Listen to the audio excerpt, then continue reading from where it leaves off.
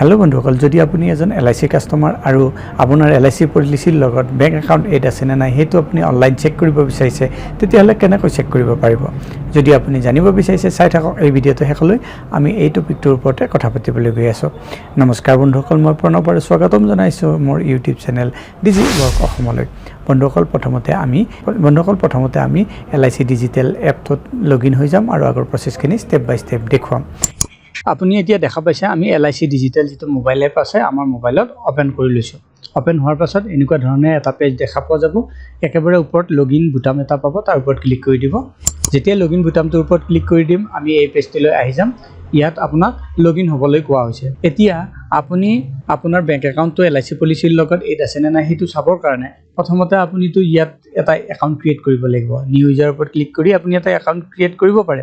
বা LIC online পোৰ্টেলত গৈ এটা একাউণ্ট ক্ৰিয়েট কৰিব পাৰে যিমান বিলাক অনলাইন সাৰ্ভিসেস আছে আপুনি যদি এটা একাউণ্ট ক্ৰিয়েট কৰি লয় সহজতে আপুনি হেবিলাক সাৰ্ভিস ল'ব পাৰে গতিকে তাৰ পাছত আপুনি ইয়াত লগইন হৈ যাওক user ID email mobile number যিকোনো এটা ভৰাই পাছৱৰ্ড ভৰাই লগইন হৈ যাওক আপোনাৰ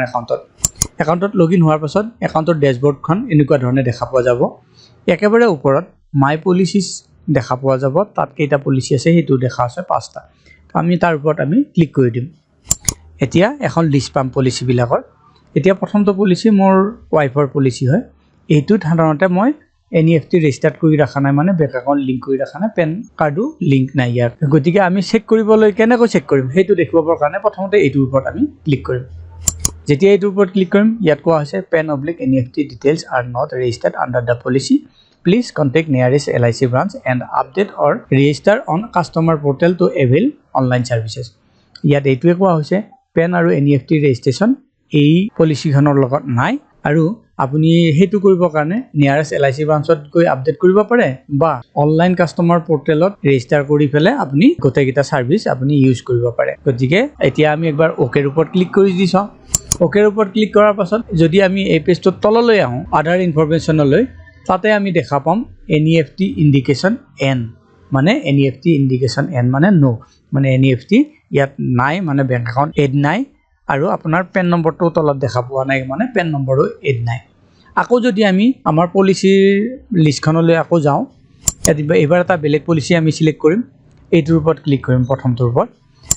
হেতু ক্লিক কৰাৰ লগে লগে আৰু যেতিয়া আমি আদাৰ ইনফৰমেশনলৈ আহিম সেই পলিচিটোৰ ইয়াত দেখুৱা আছে NEFT ইন্ডিকেশন ইয়েস মানে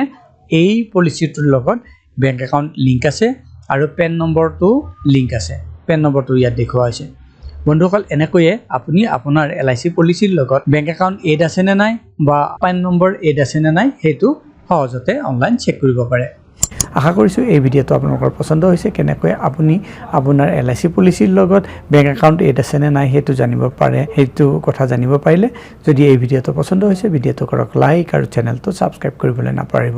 পুনৰ লগ পাম আন এটা ভিডিঅত তেতিয়ালৈ বন্ধুসকল নমস্কাৰ